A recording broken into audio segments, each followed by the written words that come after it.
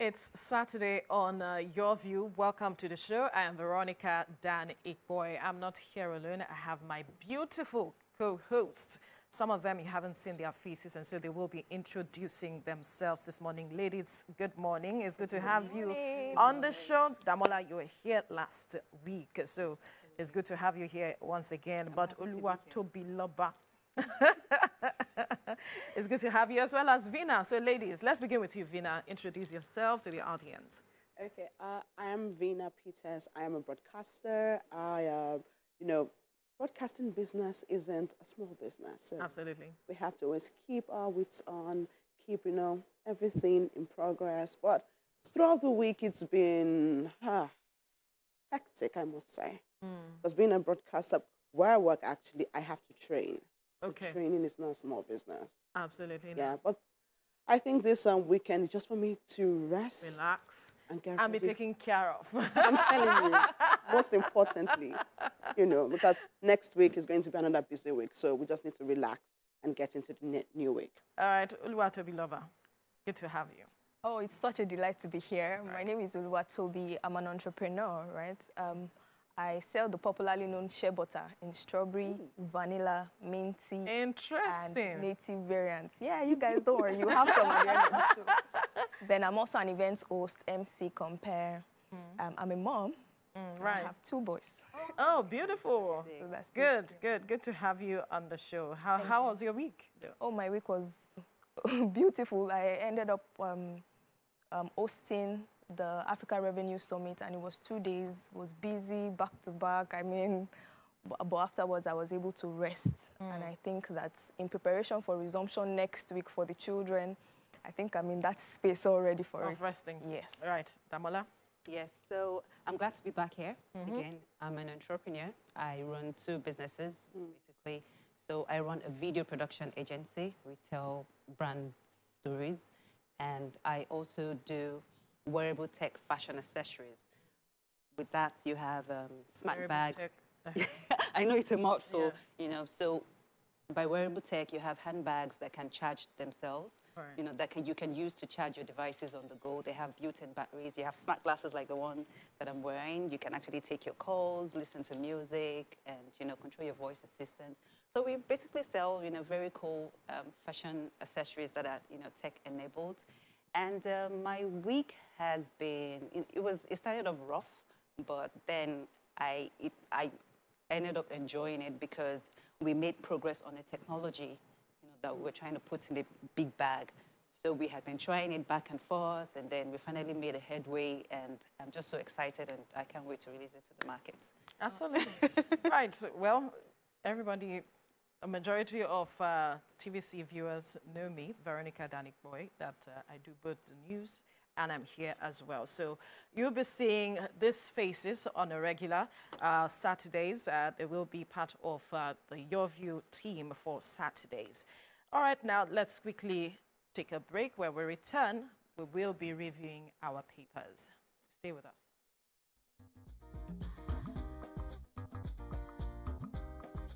Stay tuned. Your View will be right back.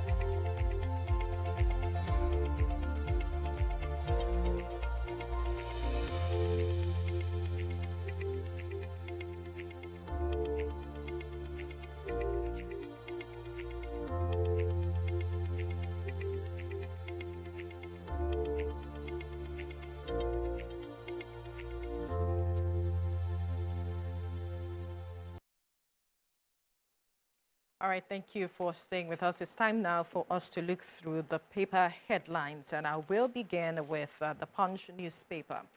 the major story here says Sudan internal war. Why it's difficult to evacuate trapped Nigerians. The federal government is speaking, and some riders here says war makes flight impossible, begs for ceasefire. Students narrate near-death experience as over 1,700 appeal for evacuation. And then we have some other stories. Suspended Adamawa wreck, ignored summons, location unknown. INEC is speaking. Another story here says, I can't return to palace with Oni's sixth wife, Queen Naomi speaking. And then we have Good Samaritan saved me from collapsed Lagos Stadium floodlight. A power lifter is also speaking. Census risks postponement over funding logistics problem. Then we have this story here. Lekki shanties where big men meet sex workers. Abeokuta Morgue can't explain my father's corpse whereabouts. Son, who has what story here? Anyone has a story here? You don't have? Okay. So let me quickly take this major story talking about the internal war happening in Sudan. So there are some Nigerian students there, and they called on the Nigerian government to evacuate them because there's been the intensified war there. And there's been a lot of deaths. So over hundreds of persons have been killed. But the federal government is saying that it is impossible to evacuate them from there because of the fire. So the government is begging for a ceasefire, and some students are already narrating the near-death experiences that they have had with regards to what is going on there. All right, so let's quickly move to the Nation newspaper. And the major story there says, Buhari to Tinubu, I am waiting to welcome you as president. I am waiting to welcome you as president, says, made the 29th handover date sacrosanct. Pardon me if I've hurt you, president tells Nigerians. And we have another story here. APC opposition parties in battle of wits over Gbajabiamila's successor. And then this story, INEC suspended Adamawa Rex whereabout unknown. INEC suspended Adamawa Rex whereabout unknown. Why we didn't review presidential election result. And then a sad story here, gunmen kill 5 policemen, couple in Imo ambush. Anyone has a story here? I have a story. You do? Yes. Okay. On page 7 of the Nation newspaper. Okay. It says, JAMB directs UTME candidates to print examination notification slips. All right. But it gave a window saying that from yesterday to Monday, 24th, you have to print your slips. So this is like calling out or calling on all applicants of JAMB to please print your examination slips. You may not hear of it, but it's in the newspaper today, and I feel like it's important for us to disseminate that information to people Absolutely. who are in that space. Who are in that space for them to quickly do so. And but let me take this major story now, talking about the President, Muhammadu Buhari, talking to the President-elect that he can't wait to welcome him as president. And he also went ahead to say that the 29th handover is sacrosanct. Nothing is going to change that date. Now, this is on the background that a lot of persons have been calling for interim government and all of those. And then he went ahead to say that, to appeal to Nigerians that he is sorry if anybody is hurt by his actions that he has taken. He is sorry and he apologizes to them, and that he would not be staying back. He would be retiring to his Dara home. And then if things are not, you know, okay with him with regards to his Dara home where he's hearing their tensions or anything, that he could move to Niger just to get some respite. After 8 years of serving Nigeria, he needs it, doesn't he? It's even more than 8 years, yeah, because he's been governor, he's been minister for petroleum. He's been in government for a while. He's also been in military also. He's been the head So of it's state. time for him to relax and rest. So he needs to stay far away from Nigeria and Nigerians, but he has apologized in case there are those who are not satisfied with his performance. We're still holding grudges. Anyway, let's move now to the Vanguard. And the major story here says partisan wrecks hurt 2023 polls badly. INEC source. Defend Yakubu says he didn't appoint them. How Buhari Senate cleared partisan wrecks. Now, Buhari to Nigerians, thank you for tolerating me. Asks for forgiveness from those he hurt. Groups want Tinubu to prioritize restructuring. Kaduna man kills girlfriend for jilting him. That's an interesting one. I have that story too. All right.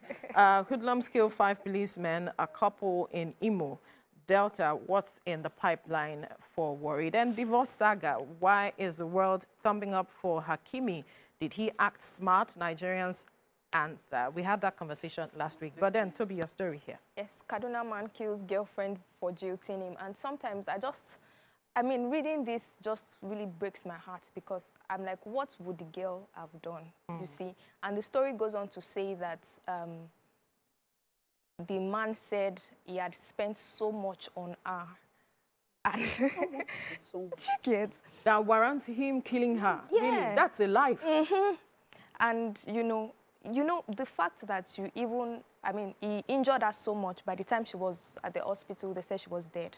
Right? That's sad. And so I just imagine how much would you have spent in exchange for a life? That's it. You see? And he's cooling his heels in the police cell. I want and to it's even the fact that he's not even remorseful about it.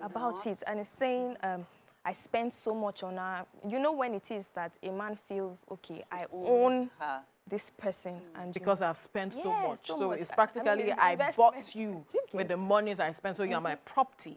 That's anyway. The next story you have is really, it's a sad story. It's sad, actually. Right. You have another story here, Toby. Buhari to Nigerians. Okay, we've taken that earlier. Yes. Talking about thank you I think all the dailies for tolerating me. Yes. And I think I like the choice of word he used, you know, tolerating.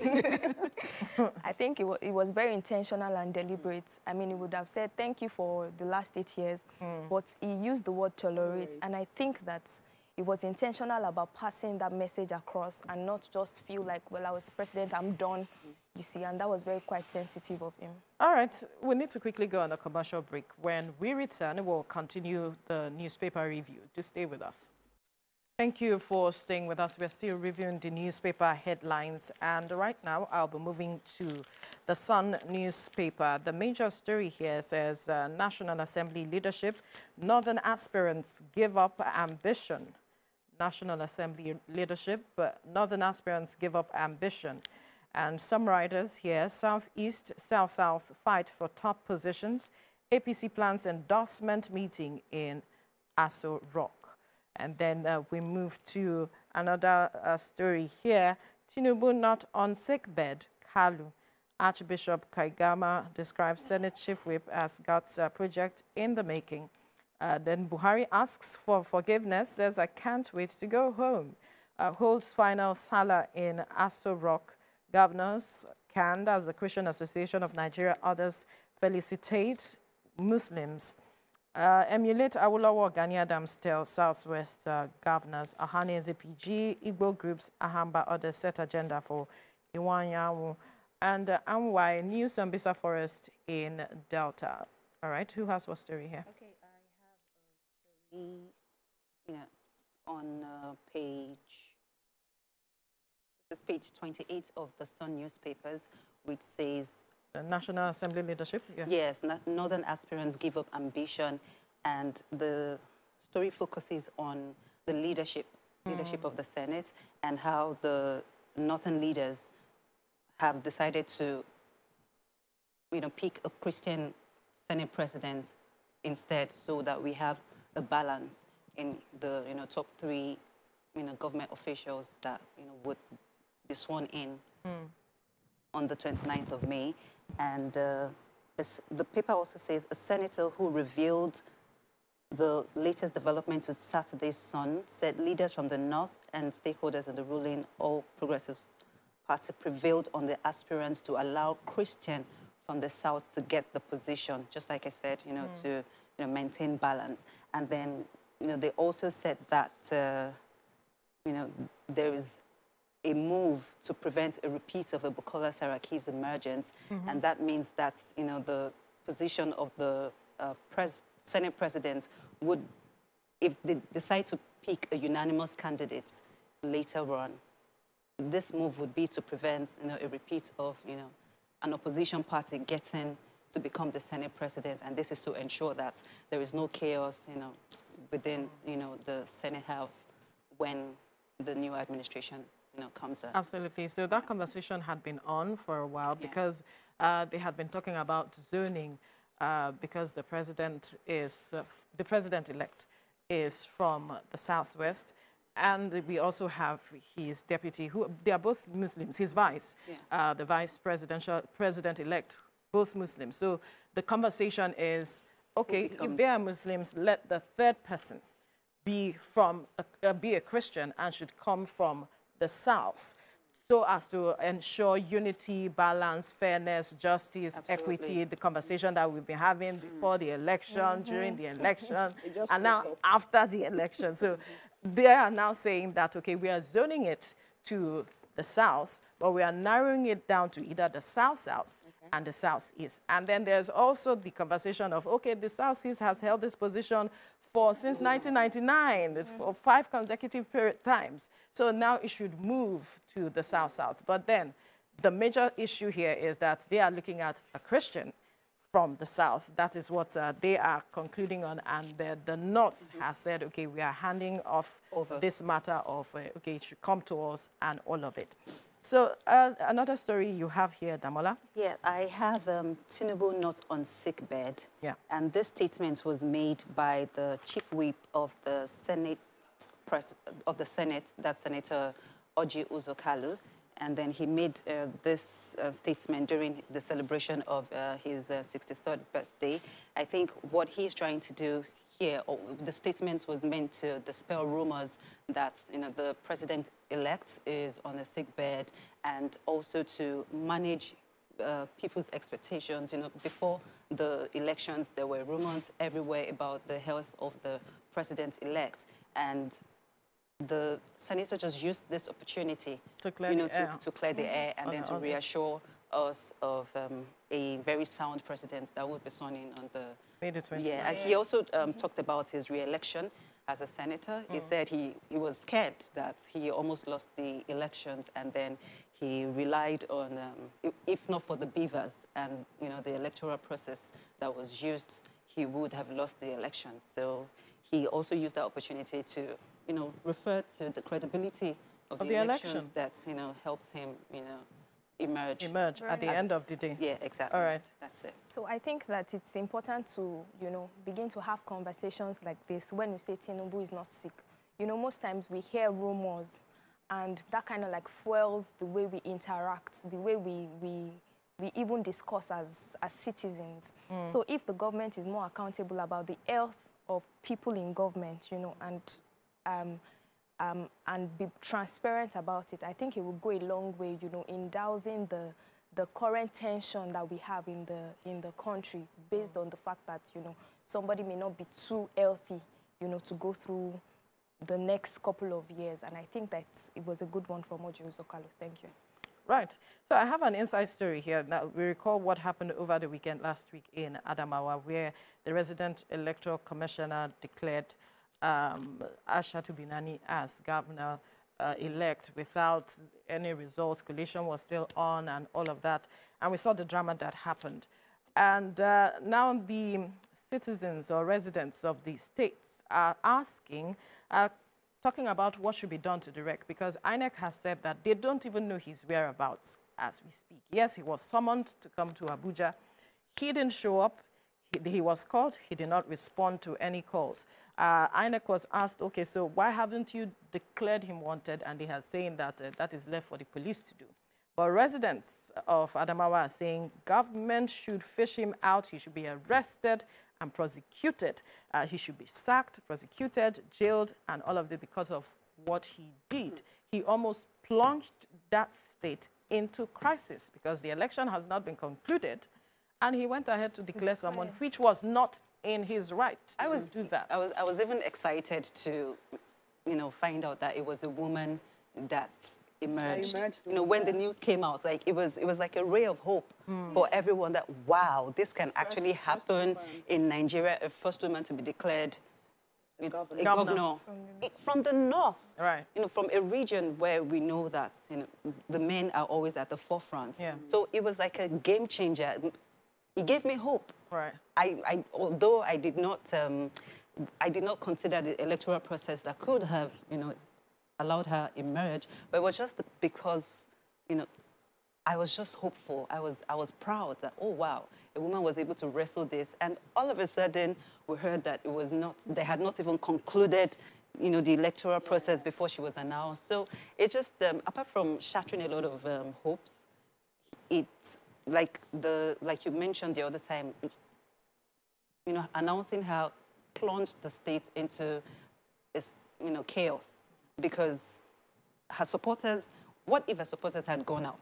You know, Well, they went on riot, the street you know, to say to exactly protest, to protest, and to then say that she is the rightful winner, the rightful person. Yeah. But then INEC had to come out to say, and even the governor, the sitting governor, who eventually emerged as the winner, had to come out to speak, to douse the tension, because everybody was on the street. His supporters were on the street, her supporters were on the street. And then INEC swung into action immediately, ensured that the election was concluded, collation was concluded, and a winner emerged at the end of the day. So for some Nigerians, it was a disappointment that she went that route, because she garnered a lot of support leading up to that election, only for them to see that at the end of the day, it wasn't, they weren't following the process at the end of the day, and the government will not endorse illegality.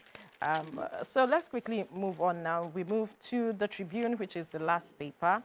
The major story says, I'll relocate to Niger Republic if President Buhari speaking, begs for forgiveness with 38 days to go. Says nothing will stop May 29th handover of power. This story is on almost all the papers. This like a farewell message. Like a farewell message, like bye. Bye. He has always said it that he can't wait to leave. Right. Black Friday in Imo as gunmen kill 5 policemen couple.